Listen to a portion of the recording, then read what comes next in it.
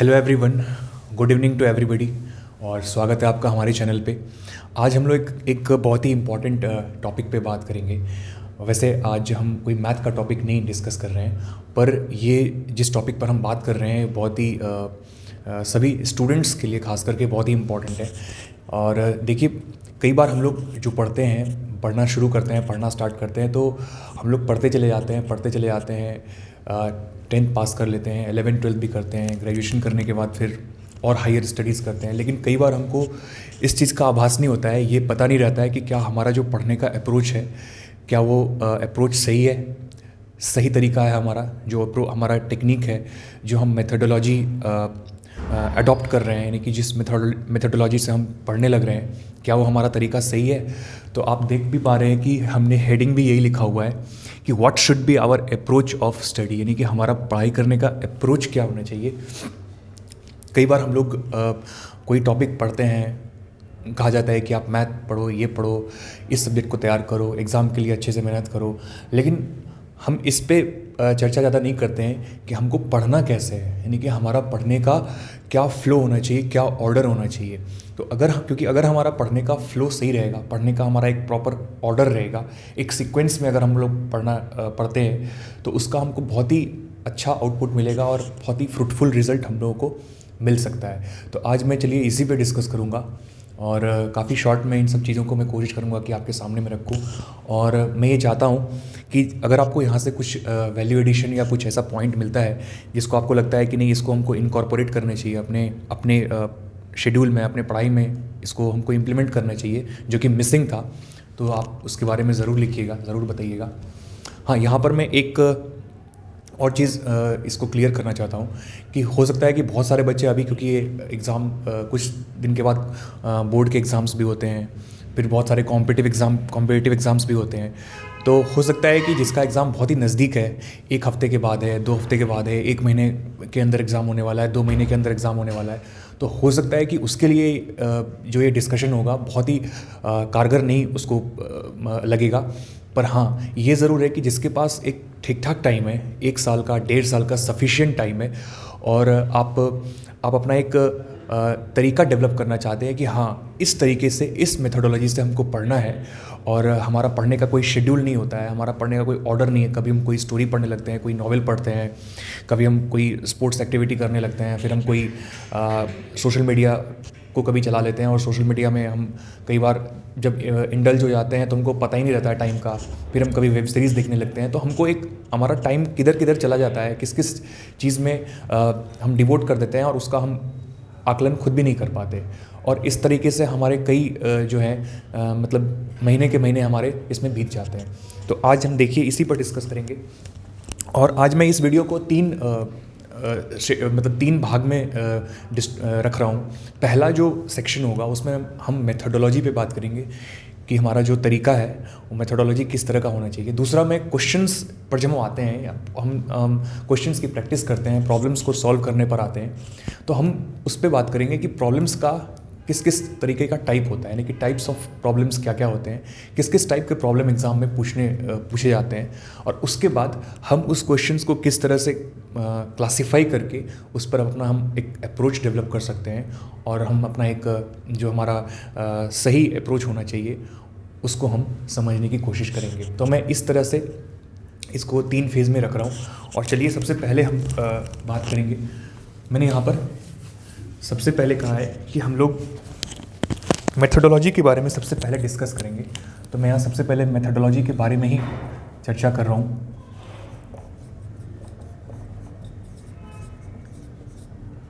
Methodology देखिए,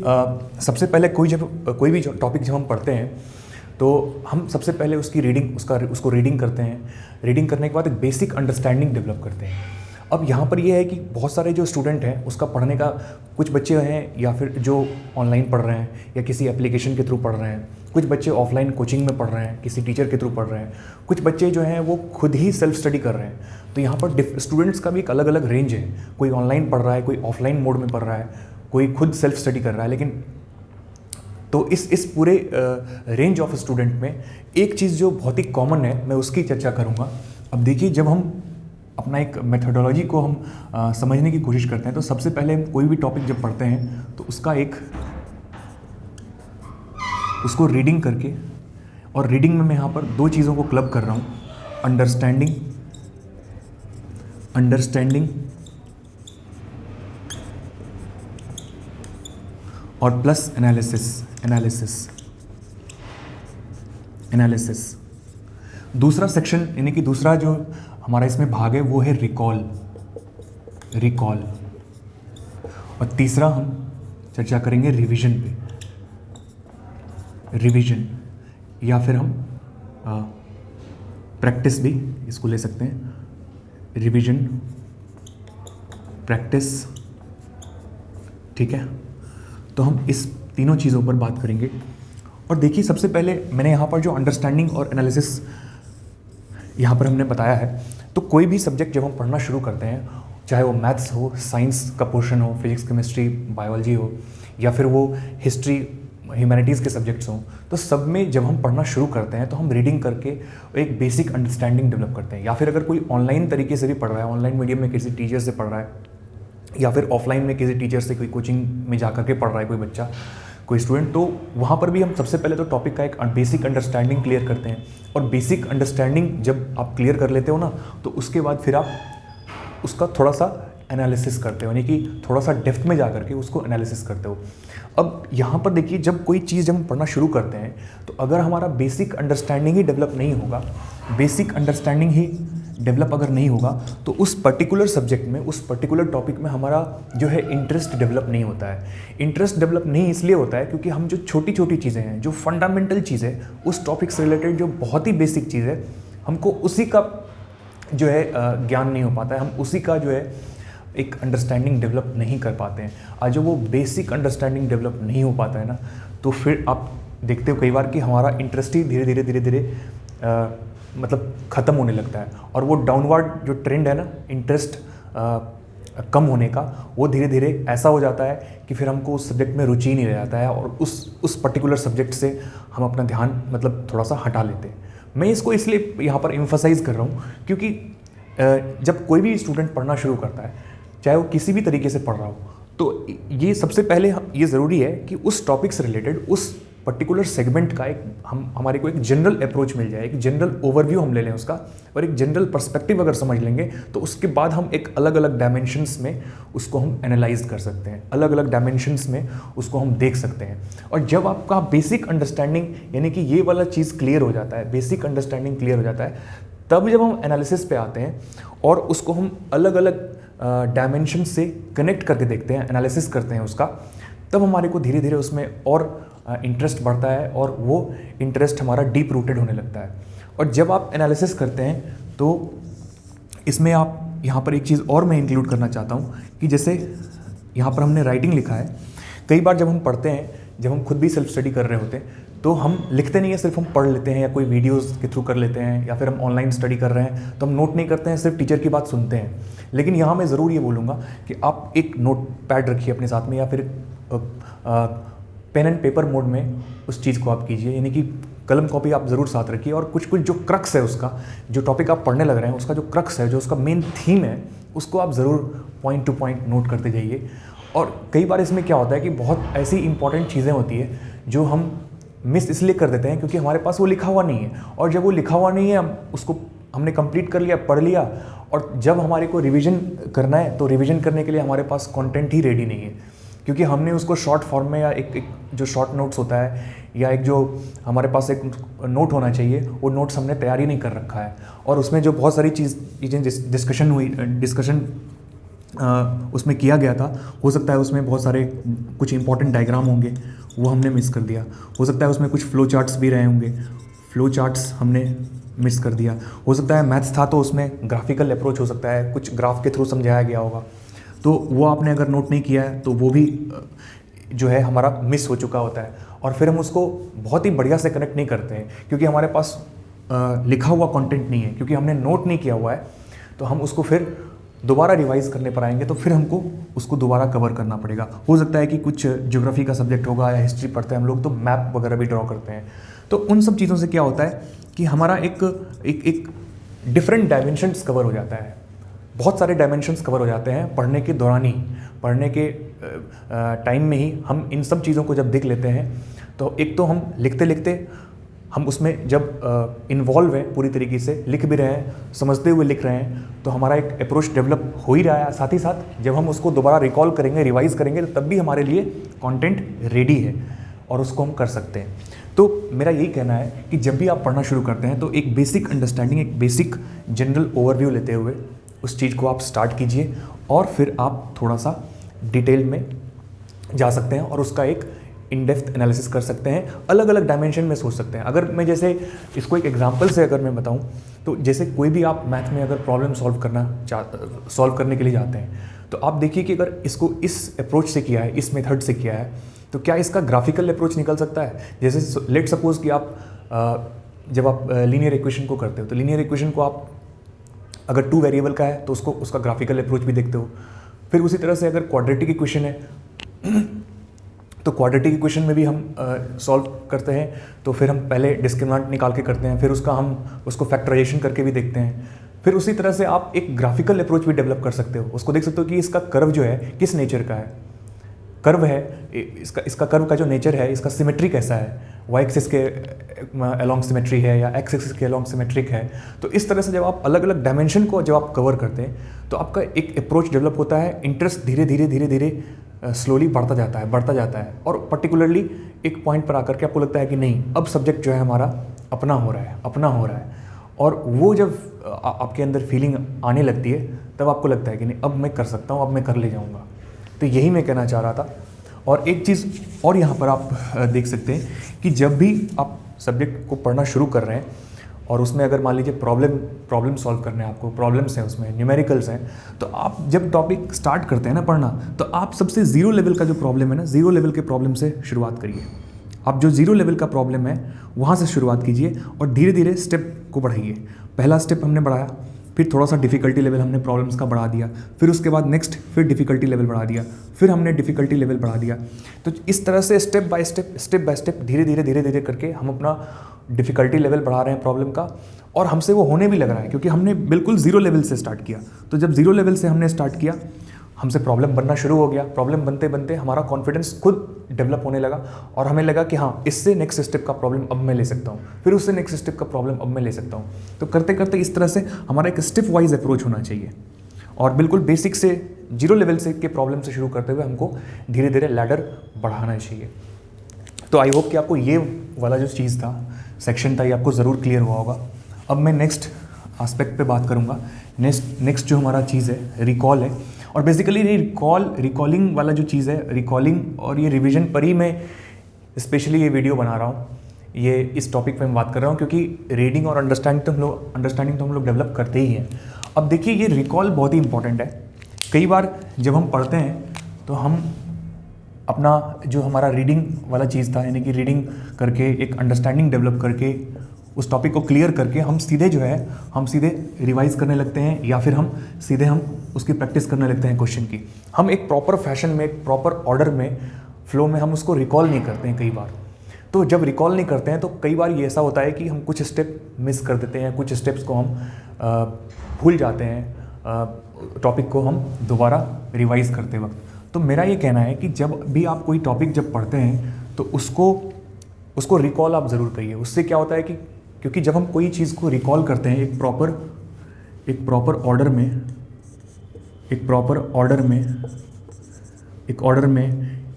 proper flow में जब हम कोई चीज़ को रिकॉल करते हैं तो हमारे ब्रेन में मेमोरी फॉर्मेशंस बन जाती है और उस प्रॉपर ऑर्डर में ही हमको वो चीज़ें याद रहती हैं। तो हम आसानी से उसको रिप्रोड्यूस कर सकते हैं, उसको हम लिख सकते हैं। जब आंसर राइटिंग करने की बारी आएगी या जब प्रॉब्लम को सॉल्व करने की बारी आएगी तो हमारे को एक मतलब कि स्टेप बाय स्टेप उसका मेथड पता है। हमको पता है कि प्रॉब्लम को अप्लाई कैसे करना है, उस कॉन्सेप्ट को पर्टिकुलरली जो हमने सीखा हुआ है उसको कैसे अप्लाई करना है। तो हम उसको बहुत ही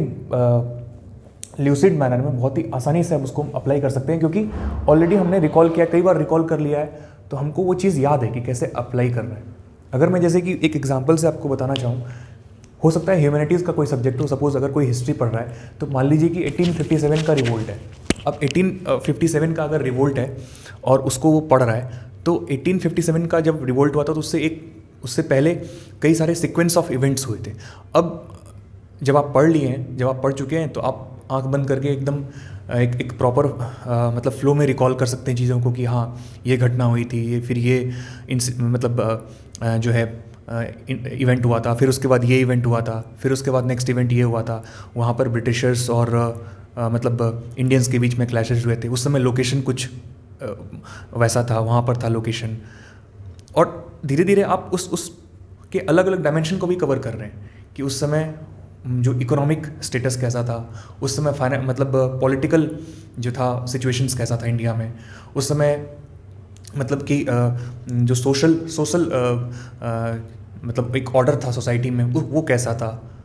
और वो ट्रांसफॉर्मेशन किस तरह से हो रहा था। तो आप इन चीज़ों को एक अलग अलग एंगल से भी समझने की कोशिश कर रहे हैं, आप उन सब चीज़ों को रिकॉल कर रहे हैं। तो जब आप रिवाइज़ करने पे आएंगे, क्योंकि आपने नोट्स भी बनाया हुआ है, तो जब आप रिकॉल आपने कर लिया है, जब आप लिखेंगे उस चीज़ को, जब रिवीजन करने पे आएंगे, तो आपको रिवीजन में टाइम ही नहीं लगेगा, आपको समय नहीं लगेगा। कई बार क्या होता है कि हमारे पास हम पढ़ते हैं कोई चीज़ को और हम 1 महीने 2 महीने बाद, काफ़ी टाइम के बाद जब रिवाइज़ करने पे आते हैं, प्रैक्टिस करते हैं, तो हम कई सारे कॉन्सेप्ट ही भूल चुके होते हैं। तो हमारे लिए फिर से वो चीज़ एकदम से नया हो जाता है, क्योंकि बहुत सारा चीज़ हम ऑलरेडी स्किप मतलब कि हम भूल चुके होते हैं। तो ये चीज़ मेरा कहना है कि आप कोई चीज़ को जब पढ़ते हैं तो उसको रिकॉल ज़रूर कीजिए एक प्रॉपर मैनर, एक प्रॉपर ऑर्डर में, फ्लो में। तो आई होप आपको ये क्लियर हुआ होगा। और इसका एक और भी टेक्निक हो सकता है, उस पर मैं बाद में बात करूँगा। फ़िलहाल हम लोग अगर रिवीजन के बारे में बात करें तो यहाँ पर मेरा एक ये पॉइंट ऑफ व्यू रहेगा कि जैसे देखिए, हर व्यक्ति का, हर स्टूडेंट का एक बहुत ही अपना अप्रोच हो सकता है, खुद का इंडिविजुअल अप्रोच हो सकता है। और कुछ स्टूडेंट के बहुत ही स्मार्ट अप्रोच होता है, बहुत ही अच्छा टेक्निक होता है उनको, मतलब अपने पढ़ाई को एग्जीक्यूट करने का, उसको उनकी प्लानिंग बहुत अच्छी होती है। तो मैं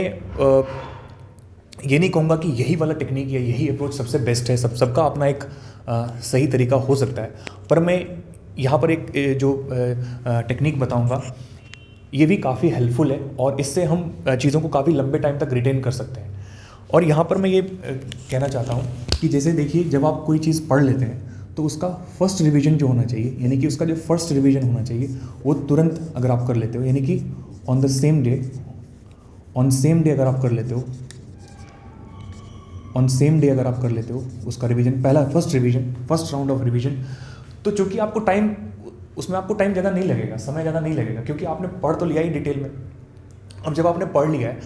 उस चीज़ को तैयार कर लिया है ना, तो अब उसमें आपको समय नहीं लगेगा, क्योंकि आपने बहुत डिटेल में पढ़ा है, डिस्कशन किया है, उसका एनालिसिस किया है। तो आप बहुत ही कम टाइम में, क्योंकि उसी दिन आपने पढ़ा है और सेम डे आप उसको रिवाइज़ कर रहे हो ना, तो बहुत कम टाइम में आप उसको कर ले जाओगे, रिवाइज़ कर लोगे। और मैं यहाँ पे ये भी कहूँगा कि 3 साइकिल ऑफ रिवीजन हमको रखना चाहिए। जनरली 3 साइकिल रिवीजन का हमको ज़रूर रखना चाहिए। कोई चीज़ अगर हम पढ़ते हैं, मैथ्स है, साइंस है, अलग अलग सब्जेक्ट में, तो हम अगर उसका 3 साइकिल में रिवीजन कर लेते हैं, तो काफ़ी हद तक जो है चीज़ ना, वो एकदम रॉक सॉलिड हो जाता है, एकदम पक्का हो जाता है। क्योंकि एक बार आप पढ़ लिए, डिटेल में पढ़े हैं, एनालिसिस किए हैं, उसका लिख कर प्रैक्टिस किए हैं, फिर उसके बाद आप पहला तुरंत रिवीजन कर रहे हैं। फिर जो सेकंड रिवीजन जब आप करोगे तो वो भी आप 2 से 3 दिन के अंदर कर लो, विदिन या तो नेक्स्ट डे, या अगर आप विदिन 2 डेज़ करते हो, तब भी आपको बहुत ही कम टाइम लगने वाला है, क्योंकि आपने मैक्सिमम चीज़ें उसकी रिटेन की हुई है। आपको याद है कि हाँ, ये स्टेप्स फॉलो हो रहा है, ये ऑर्डर है, ये क्रोनोलॉजी है। तो आपको चूँकि पूरा एक क्रोनोलॉजी याद है, आपको पूरा कैसे आपने पढ़ा है सब आपको ऑलरेडी याद है, रिकॉल भी किया हुआ है आपने, तो आपको रिवीजन में कोई बहुत ज़्यादा टाइम नहीं लगने वाला है। और फिर अगर हम मान लीजिए कि थर्ड टाइम हमको अगर रिवीजन करना है उसका, तो वो भी अगर आप बहुत लंबा गैप में करते हुए, बहुत ही 1 महीने 2 महीने के बाद में करते हुए, अगर आप विदिन 1 वीक कर लेते हैं ना, विदिन 1 वीक अगर उस चीज़ को, उस टॉपिक को अगर आप रिवाइज़ कर लेते हैं ना, तो हमारे लिए चीज़ें बहुत ही आसान हो जाएंगी। क्योंकि कई बार ये होता है कि जैसे मान लीजिए कोई पीजी पोस्ट ग्रेजुएशन लेवल पे पढ़ रहा है, या कोई ऐसा एग्ज़ाम है जो काफ़ी एक्सटेंसिव जिसका सिलेबस है, पब्लिक सर्विस कमीशन हो गया, कोई स्टेट पीसीएस हो गया, या फिर यूपीएससी के लिए। तो अगर उतना मतलब कि काफ़ी चीज़ों को हमारे को कवर करना है, उसमें जनरल स्टडीज़ का भी टॉपिक है, हमारा एक ऑप्शनल सब्जेक्ट भी है, और इसी तरह से अगर कोई हायर स्टडीज़ भी कर रहा है, तो चूँकि आपका एक एक्सटेंसिव सिलेबस है, पार्ट जो है सिलेबस का पार्ट, तो आप जो है क्योंकि अगर आपको रिटेन करना है उसको, आपको उस पर काम करना होता है लगातार, तो आप अगर ये 3 साइकिल का रिवीजन कर लेते हैं ना, और थर्ड रिवीजन भी आप अगर विदिन 1 वीक कर लेते हैं, तो ये एकदम बिल्कुल इस चीज़ की बिल्कुल प्रोबेबिलिटी है कि आपका वो टॉपिक ना, वो पर्टिकुलर टॉपिक आपने तैयार किया है, वो एकदम आपका उस पर बिल्कुल रॉक सॉलिड कमांड हो जाएगा, बिल्कुल पक्का हो जाएगा वो। और बहुत मतलब ऐसा नहीं होगा कि आप उसकी जो है चीज़ों, ज़्यादातर चीज़ों को, इंपॉर्टेंट चीज़ को भूल जाएंगे, क्योंकि आपने ऑलरेडी 3 बार उसको अच्छे से करके, अच्छे से रिवाइज करके रेडी कर लिया है, तैयार कर लिया है। तो आई होप ये तरीका शायद आपके लिए काफ़ी हेल्पफुल होगा। और अगर किसी का अगर बहुत ही अच्छा किसी ने प्लानिंग करके अपना एक अप्रोच डेवलप कर लिया है और उस चीज़ की उनको प्रैक्टिस है, तो फिर उनके लिए वही तरीका बेस्ट हो सकता है जो उन्होंने अपने लिए मतलब एक डेवलप किया है। तो आई होप आपको ये पूरा चीज़ समझ में आया होगा। अब एक हम नेक्स्ट सेक्शन पे मतलब आएंगे और उसको देखेंगे, उसमें हम देखेंगे कि क्वेश्चंस या जो प्रॉब्लम्स होते हैं वो किस किस कैटेगरी का होता है हमारे पास। तो यहाँ पर मैं बताना चाहूँगा कि जैसे जब हम क्वेश्चंस या जब हम प्रॉब्लम सॉल्व करने पे आते हैं, न्यूमेरिकल्स है हमारे पास, तो इसका 3 प्रकार का कैटेगरी हो सकता है। बेसिकली एक जनरल नोट पे मैं बात कर रहा हूँ, हो सकता है कि अलग अलग और भी टाइप हो सकता है, पर मैं एक जनरल डिस्कशन कर रहा हूँ यहाँ पे। एक तो ये हो सकता है कि आपका रिकॉलिंग एबिलिटी को, यानी कि बेस्ड ऑन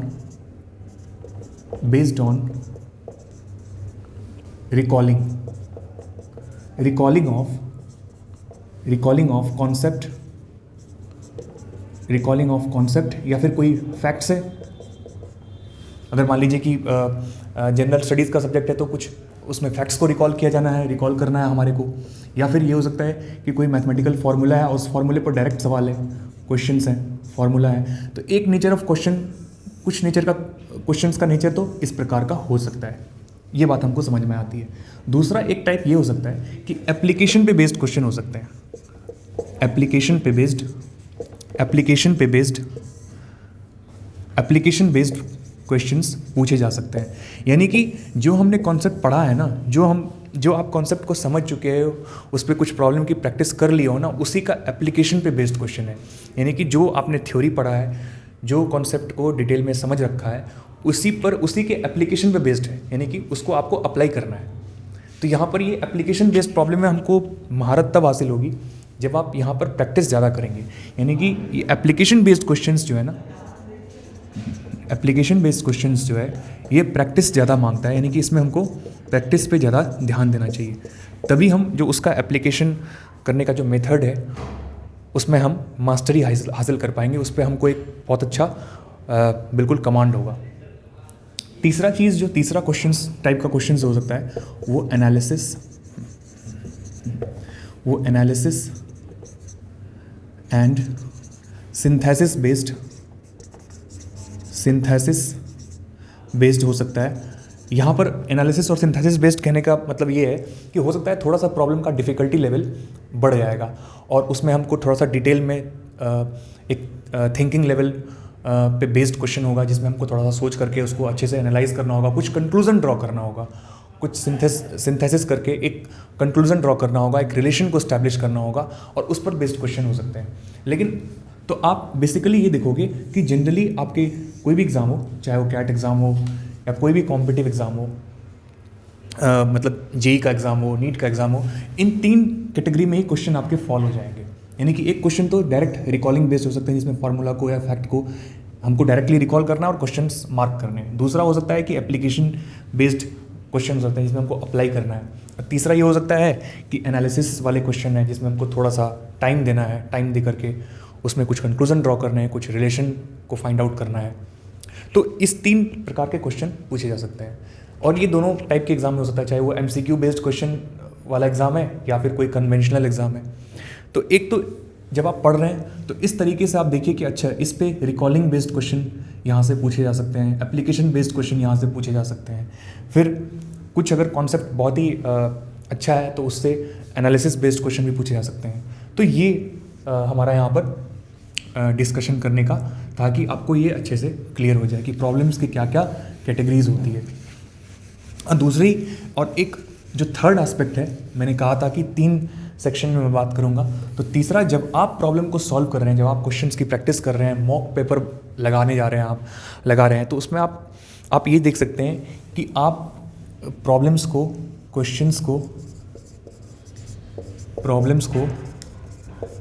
जो क्वेश्चंस या फिर जो क्वेश्चंस कर रहे हैं आप, इसको आप 3 कैटेगरी में रख सकते हैं। पहला तो ये है कि आपको कुछ क्वेश्चंस हो सकते हैं एग्जाम में जब आप कर रहे हैं या फिर मॉक पेपर दे रहे हैं, तो आपको उसका कोई कॉन्सेप्ट ही नहीं पता हो, आपको उस टॉपिक के बारे में आपने पढ़ ही नहीं रखा हुआ है, तो आप उसका क्वेश्चंस का आंसर नहीं कर पाएंगे। तो मैं यहाँ लिख रहा हूँ कि no clear understanding of concept, या जो टॉपिक आप मतलब जिस टॉपिक से वो क्वेश्चन आया है ना। दूसरा कैटेगरी ये हो सकता है क्वेश्चंस का कि क्लियर अंडरस्टैंडिंग, यानी कि अच्छे से आता है, clear understanding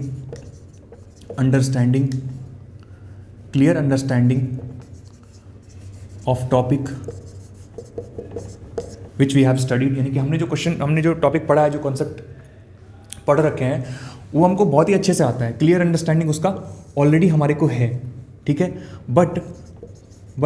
we cannot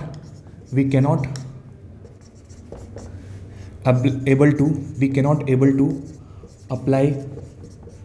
apply it, यानी कि हमने जो कॉन्सेप्ट पढ़ रखा है, जो हमने टॉपिक पढ़ रखा है, उसमें जो थ्योरी है, जो उसका एप्लीकेशन है, उसको हम नहीं कर पा रहे हैं। यानी कि रियल टाइम में जब आप एग्ज़ाम में या फिर जब आप प्रैक्टिस भी कर रहे हो क्वेश्चंस की, तब आप उस कॉन्सेप्ट को, उस चीज़ को अप्लाई नहीं कर पा रहे हो, यानी कि एप्लीकेशन में दिक्कत है। इसका मतलब कि आपको कॉन्सेप्ट अच्छे से हो सकता है क्लियर ना हुआ हो, इसलिए आप बढ़िया से अप्लाई नहीं कर पा रहे हो। पढ़ तो रखा है आपने, लेकिन हो सकता है कि रिकॉल अच्छे से ना करने की वजह से या फिर रिविजन ना करने की वजह से आपसे वो, आप उसको ठीक ढंग से अप्लाई नहीं कर पा रहे हैं, आप उसको क्रैक नहीं कर पा रहे हैं। तो यहाँ से आपको पता चलेगा कि नहीं, get back to topic and revise again, उसको रिकॉल करना है, उसको फिर से एक बार 2-3 बार कॉपी पे प्रैक्टिस करके देख लेना है, और फिर अगर करेंगे तो हो जाएगा, क्यों नहीं होगा, बिल्कुल होगा। और तीसरा कैटेगरी ये हो सकता है कि आपने जो है प्रॉब्लम में कुछ कैलकुलेशन मिस्टेक कर दी, कुछ सिली मिस्टेक हो गया, कुछ कैलकुलेशन मिस्टेक हो गया, या फिर कुछ रॉन्ग डेटा इंटरप्रिटेशन कर लिया आपने, रॉन्ग डेटा इंटरप्रिटेशन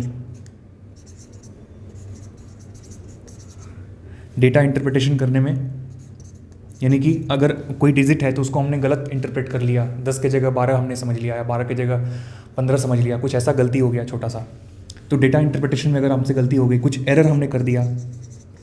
हमने डिटेल में ऑप्शंस को नहीं पढ़ा, ऑप्शंस के जो कीवर्ड्स हैं उसको हमने अच्छे से नहीं देखा, उसमें हमारे को कुछ मिस हो गया। तो ये सब चीज़ तभी होगा जब आप क्वेश्चंस की प्रैक्टिस करेंगे, और जब आप देखेंगे कि इस 3 कैटेगरी में ही आपके क्वेश्चंस जो है फॉल होंगे। एक तो ये कि हमको कोई क्लियर आइडिया नहीं है, कोई उसको कॉन्सेप्ट हम उसको समझ, हमारे को उसका अंडरस्टैंडिंग नहीं है। दूसरा ये कि आपको आता तो है पर आप अप्लाई नहीं कर पा रहे हो, तो आपको देखना है। तो यहाँ ये वाली कैटेगरी, ये वाली जो इस टाइप के जो क्वेश्चंस है आपको बहुत ज़्यादा देखने को मिलेंगे जब आप प्रैक्टिस करोगे। आपको लगेगा कि नहीं ये तो पढ़ा हुआ है, ये भी पढ़ा हुआ है, ये हमने पढ़ रखा है, पर अप्लाई नहीं कर पा रहे हैं, पर हम रियल टाइम में रिकॉल नहीं कर पा रहे हैं। सो आप अब रिलेट कर पा रहे हो कि रिकॉलिंग क्यों इंपॉर्टेंट है। बार बार जब आपने पढ़ी हुई चीज़ों को रिकॉल कर लिया है, तो यहाँ पर रियल टाइम में, यानी कि एग्जाम इन्वायरमेंट में आपके लिए बहुत ही वो मतलब काफ़ी ईजी हो जाएगा, यानी कि उस चीज़ को मतलब रियल टाइम में रिकॉल करना। तीसरा कि जो हम कई बार सिली मिस्टेक कर देते हैं, कैलकुलेशन मिस्टेक कर देते हैं, डेटा गलत इंटरप्रेट कर लेते हैं, कुछ ऐसी ऑप्शंस पढ़ने में गलती कर देते हैं। तो जब आप इस 3 कैटेगरी में अपने इस पढ़ाई में इस चीज़ को मतलब आप अप्लाई करोगे, तो आपको पता चलेगा कि कितने क्वेश्चंस ऐसे होते हैं जब हम प्रैक्टिस करते हैं तो जिसमें कैलकुलेशन मिस्टेक कर देता हूँ मैं, और कितने क्वेश्चंस ऐसे हैं जिसमें हमको आइडिया तो रहता है उसका बढ़िया से, पर हम उसको अप्लाई नहीं कर पाते हैं। और कुछ थोड़े बहुत क्वेश्चन ऐसे भी होंगे जो हो सकता है आपको नहीं आता। तो ये हमारा एक डिटेल आज का वीडियो था, जिसमें ये सारा चीज़ मैं डिस्कस करना चाहता था, और मैं इस पर पहले ही वीडियो लाना चाहता था, लेकिन अनफॉर्चुनेटली मैं नहीं ला पाया। लेकिन आज मेरे को लगा कि नहीं, आज हमको इसके बारे में बात करना ही चाहिए। तो मैंने इसके बारे में चर्चा की और डिस्कस किया आप लोगों से। तो आप लोग बताइएगा कि इसमें अगर कुछ आपके लिए वैल्यू एडिशन रहा, कुछ आपको लगा कि नहीं इसमें कुछ ऐसा टॉपिक आपने ज़रूर डिस्कस किया है जो मिसिंग था, तो आप उसको अपने पढ़ाई में, अपने स्टडी में इंक्लूड कीजिए, उसको इनकॉर्पोरेट कीजिए। और आप अगर आपको अच्छा उसमें मिलता है रिज़ल्ट, आपको बहुत अच्छा एक फ्रूटफुल रिज़ल्ट मिलता है, तो आप ज़रूर उसके बारे में बताइएगा, कमेंट्स में लिखिएगा। तो आई होप आप सबको ये क्लियर हुआ होगा। आज मैं यही कंक्लूड कर रहा हूँ और फिर हम नेक्स्ट जो टॉपिक होगा हमारा, जो हमने मैथ में शुरू किया है, तो उसको भी मैं कंटिन्यू करूँगा। और thank you so much to everyone. और आप जो अगर आपको इस टॉपिक को अगर आपको क्लियर हुआ है, ये जो आपने अभी मैंने पूरा जिसके बारे में डिस्कस किया है, तो अपने फ्रेंड्स को भी बताइए कि हाँ आप कहाँ गलती कर रहे हो, कहाँ आपको ठीक रखना है, मतलब अपना पढ़ाई का अप्रोच जो है, जो तरीका है, कहाँ पर आपको समझ लेना है कि यहाँ हम गलती कर रहे हैं, यहाँ फॉल्ट कर रहे हैं हम, तो वहाँ आपको ठीक करना है। यानी कि उस गलती को दोहराते नहीं जाना है, उसको सही समय पर सही टाइम पर रेक्टिफाई कर लेना है और अपना कॉन्सेप्ट को रॉक सॉलिड करके उस पर काम करके और उस पर मास्टरी हासिल कर लेनी है। तो thanks to everyone and thank you so much.